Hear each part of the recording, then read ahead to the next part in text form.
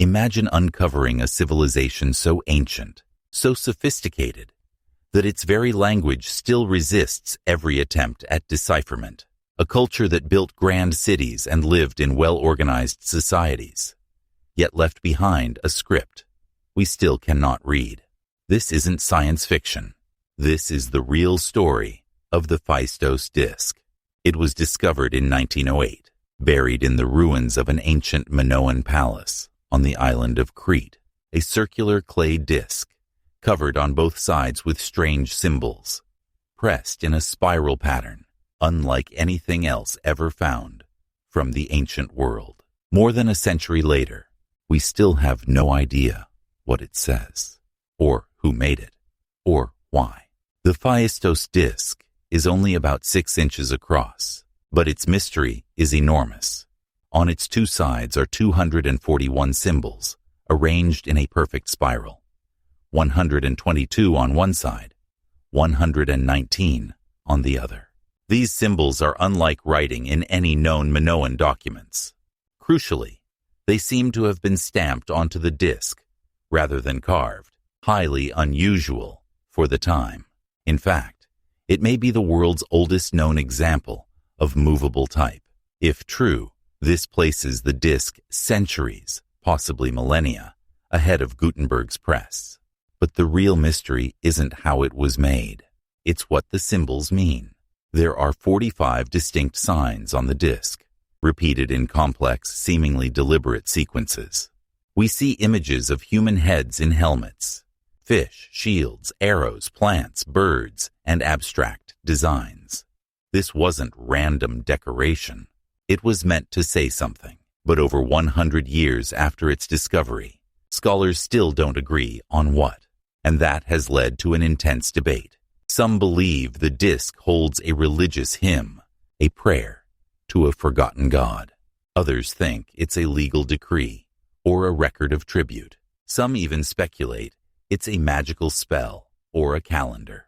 Some suggest it might represent an unknown form of Greek or a completely different language, one unrelated to any known family. What makes deciphering it so difficult is that we only have one disc, one artifact. That's it. There are no other examples of this script, no bilingual texts, no Rosetta Stone, no long inscriptions elsewhere that match the symbols. Just this one disc. Imagine a single spiral-shaped sentence from an unknown language. You're asked to translate it without context. That's what scholars face. Over the decades, countless theories have been proposed.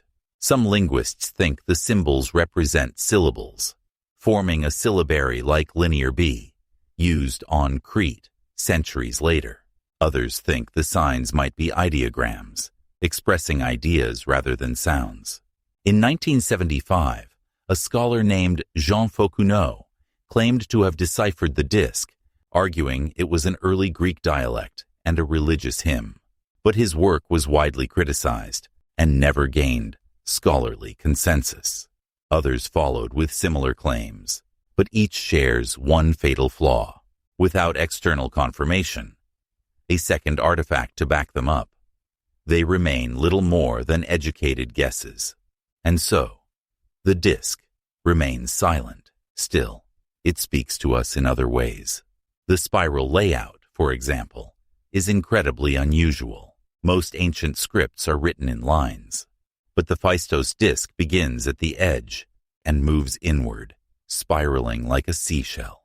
Some have taken this as symbolic, perhaps representing a journey or a spiritual path.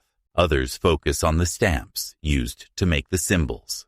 The fact that they were pressed, almost like modern printing, suggests a level of planning and standardization rare for the ancient world. Someone took the time to carve tiny stamps for each sign. This wasn't improvised. It was engineered, which leads to an intriguing question. Was the disc unique or part of a larger tradition? If unique, why the effort to make stamps just for one use? Some scholars argue this disc was just one of many. Others lost to time, perhaps written on perishable materials like wood or papyrus, or destroyed in fires or wars. The palace at Phaistos, where it was found, was itself destroyed.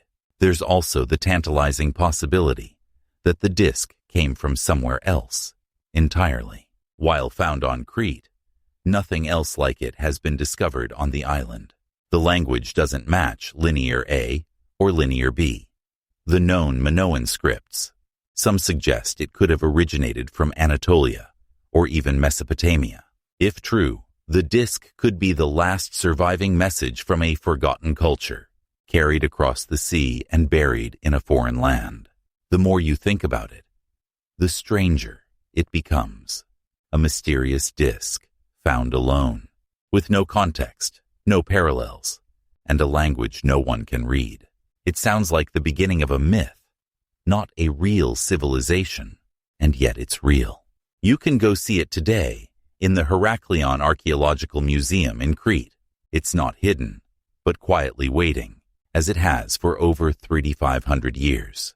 As with any ancient mystery, the Phaistos Disc has also attracted alternative theories.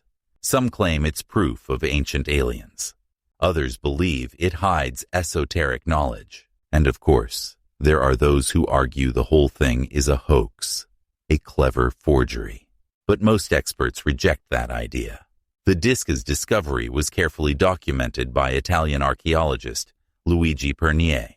It was found in a sealed archaeological layer, alongside clearly Minoan artifacts, providing strong contextual evidence against a modern fake. Still, that hasn't stopped people from dreaming, because there's something magical about a lost language, a message from the past that we can see, but not understand. It creates a feeling of connection and also of distance, like someone shouted across time, hearing the echo but not the words. It's possible the key to the Phaistos Disc lies hidden in a yet undiscovered artifact, a second disc, a longer inscription, a matching tablet in another city, something that will unlock the pattern and finally allow the symbols to speak. Or maybe the disc really is one of a kind, a one-time experiment, a ceremonial object, a work of art meant to carry a secret message understood only by a select few. And that brings us back to the central question. Is the Phaistos Disc a brilliant invention, a piece of early printing technology? Is it a ceremonial artifact, a token of forgotten rituals? Or is it a coded message from a civilization we no longer remember? Could it be both? Perhaps its very mystery is part of its purpose, not just a message to someone in the ancient world, but to us. A reminder that not everything from the past can be neatly explained, that history is filled with shadows and riddles, and that sometimes the most powerful stories are the ones we can almost understand, but not quite. So next time you think of human history as a straight line, from primitive to modern, remember the Phaistos Disc. Remember its precision, elegance, and quiet weight of mystery. It resists classification. It refuses to be solved. And maybe that's why it still captivates us. Because deep down, we know there are still things lost to time. Still questions without answers. Still messages in a bottle, drifting across centuries, waiting for someone to understand. The Phaistos Disc is more than just an object. It's a challenge, a puzzle, a whisper from an age when writing was young and language boundaries were still being explored. Could it be a fluke, an isolated experiment, a dead end in the evolution of writing? Or could it be something else entirely? The truth is, we don't know. But we keep looking. We keep wondering. Because somewhere in that spiral of symbols, there might just be the key to a story we've never heard. A story that, once decoded, could change everything we thought we knew about the ancient world. If you enjoyed diving into this mystery, don't forget to subscribe for more journeys into the unknown.